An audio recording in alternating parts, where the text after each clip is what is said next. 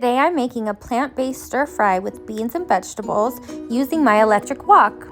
My mom gave this to me the other day and I thought, wow, I've never used one of these. It's gonna be really fun. Started by turning the temperature to about 350 and adding olive oil.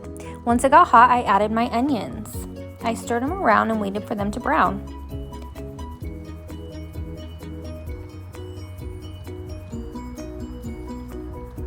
I love the way it cooks the onions. Then I added some soy sauce, some ginger paste, and stirred in the paste really well so it distributes evenly.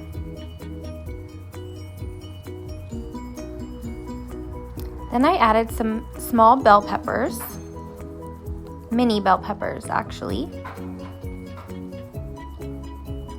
I let the bell peppers sear a bit before I added kale, shredded carrots, kidney beans,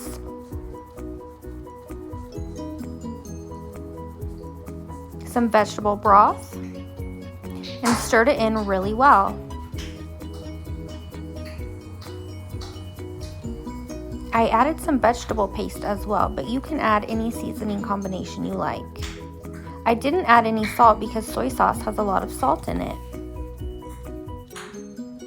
When I added the kidney beans, I made sure to use all the liquid that came in the can of beans.